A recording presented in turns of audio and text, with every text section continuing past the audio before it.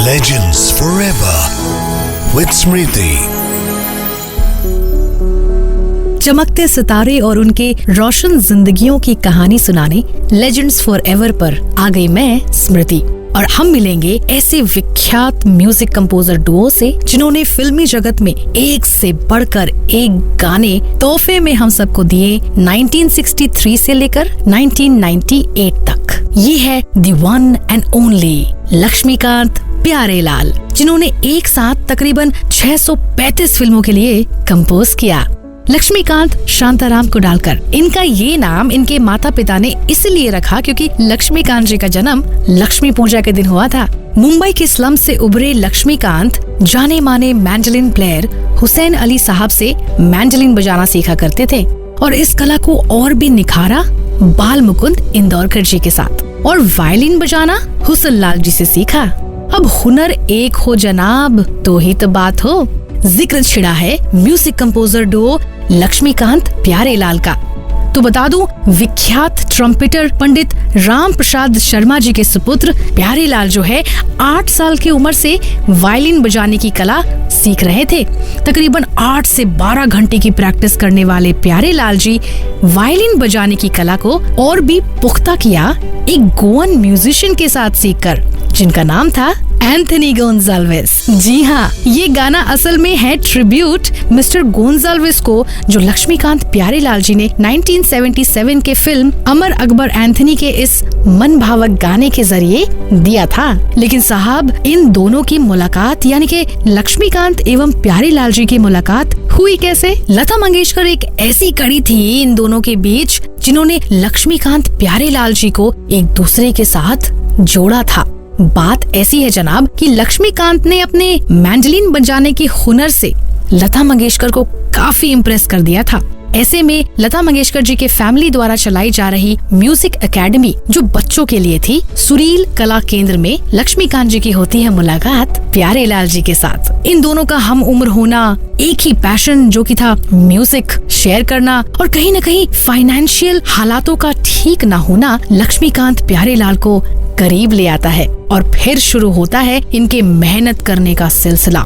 जब लता मंगेशकर जी को इनके फाइनेंशियल प्रॉब्लम्स के बारे में पता चलता है तो वे इन दोनों का जिक्र करती हैं एस.डी. बर्मन, नौशाद एवं सी. रामचंद्रन जी के साथ। तो क्या कहना है लक्ष्मीकांत प्यारेलाल जी का लता मंगेशकर के बारे में? हमें इस बात पर गर्व है कि लता जी ने हमारी खास तौर पर मदद की, और वो भी उस वक्त से जब हम मामूली म्यूजिशियंस थे। उन्होंने कई म्यूजिक डायरेक्टरों से हमारी सिफारिश की कि ये गुणी लड़के हैं, जरा इनको सुनकर देखिए। और फिर जब हम म्यूजिक डायरेक्टर बन गए तब भी उनका सहयोग हमारे साथ वैसा ही रहा। वरना अक्सर तो नए नए म्यूजिक डायरेक्टर्स लता जी से गवाने का अरमान ही लिए फिरते हैं, क्योंकि लता जी के गाने के बाद गीत का नक्शा ही बदल जाता है और फिर म्यूजिक डायरेक्टर को गाने की तरफ से कोई फिक्र ही नहीं रहती। मैं जब छोटा था और ऑर्केस्ट्रा में बजाया करता था, तब अक्सर लता जी के साथ ऑर्केस्ट्रा बजाते हुए मैं ये सपना देखता था कि एक दिन लता जी हमारे लिए भी गाएंगी, एक दिन अपना भी शो होगा, हमें भी इनाम मिलेगा और हम साल का बेहतरीन गाना पेश करेंगे। और मिला भी, बहुत सारे अवार्ड्स मिले और साथ ही साथ हमारे दिलों को भी जीता। जी, ऐसा है कि 60 के दशक में फिल्मी दुनिया में बहुत सारे प्रतिभाशाली म्यूजिक डायरेक्टर्स जो हैं वो उभर रहे थे। ऐसे में लक्ष्मीकांत प्यारेलाल का अपना एक अडिग जगह बनाना तारीफ़े काबिल था। और इन सब के बीच इन दोनों का सदी के महान गायक मोहम्मद रफी के साथ जो रिश्ता था वो हिस्ट्री के पन्नों में रह गया। चलिए सुनते हैं रफी साहब की कहानी इन्हीं की जुबानी। इतने साल इस लाइन में रहने के बाद भी उन्हें न पान खाने की आदत है, न सिगरेट, न शराब। अपने को चुस्त बनाए रखने के लिए वो बैडमिंटन पाबंदी से खेलते हैं। और रफी साहब वक्त के भी बड़े पाबंद हैं। रफी साहब का स्टेमिना बहुत लाजवाब है। एक बार जब वो 1.5-2 महीने के लिए बाहर जाने वाले थे और हमें कई गाने रिकॉर्ड करना थे, एक दिन में रफी साहब ने हमारे 5 गाने रिकॉर्ड करवाए, और वो भी सुबह 9 बजे से रात के 12 बजे तक। और जो आवाज पहले गाने में थी वही 5वें गाने में। रफी साहब बड़े मिलनसार आदमी, उनसे जो हो सकता है वो करने के लिए हर वक्त तैयार रहते हैं। अपने गीतकार आनंद बख्शी ने जब घर बदला तो नए स्कूल में बच्चों को एडमिशन नहीं मिल रहा था। पता चला कि अगर कहीं रफी साहब कह दें तो एडमिशन आसानी से मिल सकता है। बख्शी जी ने रफी साहब से कहा। रफी साहब उस दिन इत्तेफाक से जरा फ्री थे, बोले चलो अगर ऐसी बात है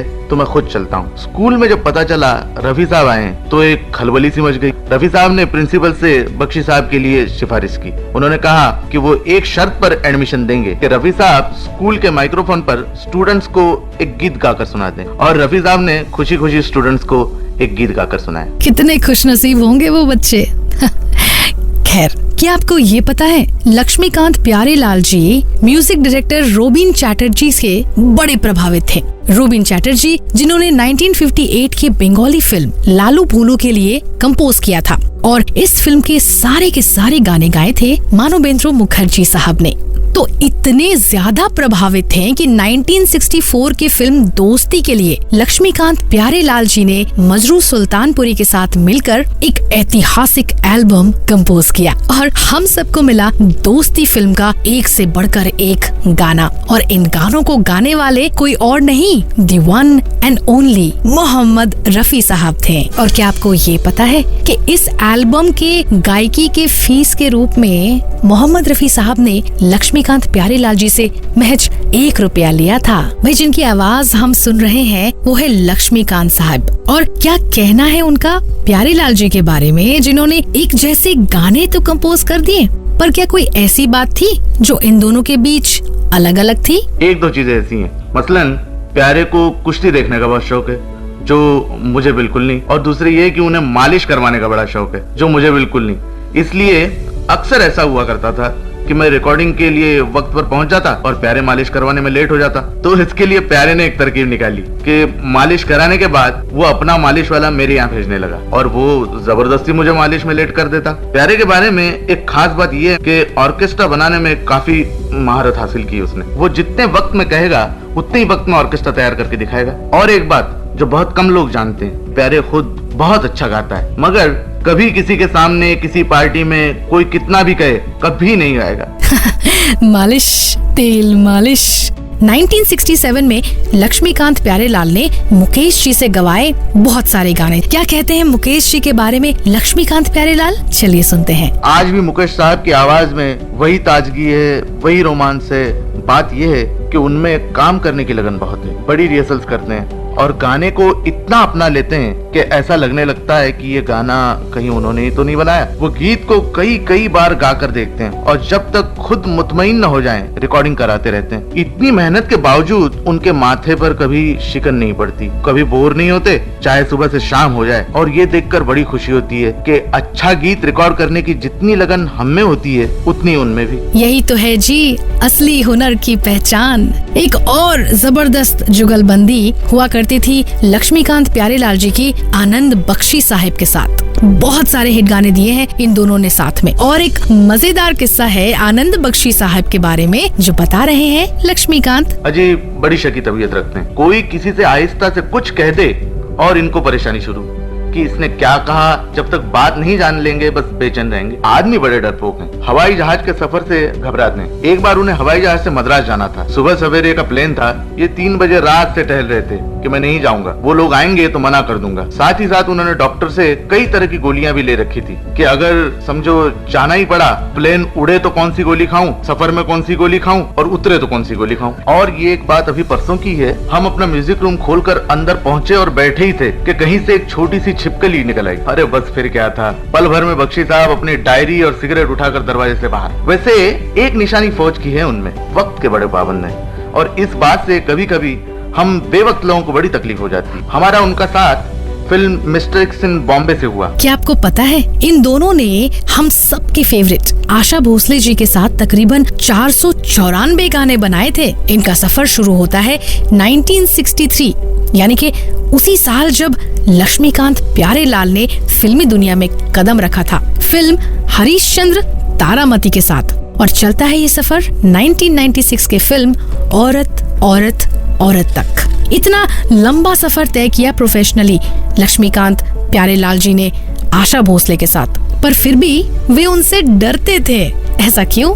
चलिए सुनते हैं। मैं पहले भी उनसे डरता था और आज भी थोड़ा थोड़ा डरता हूँ। बात ये कि वो बड़ी फ्रैंक हैं। फिल्म लाजवंती का वो मशहूर गीत रिकॉर्ड हो रहा था, कोई आया धड़कन कहती है। आशा जी गा रही थी और मुझे आशा जी के करीब खड़े होकर उसी माइक पर एक म्यूजिक पीस बजाना था। मैं मैंडलिन बजाता था ना, तो आशा जी गाती, कोई आया ट्रेडिंग धड़कन कहती है।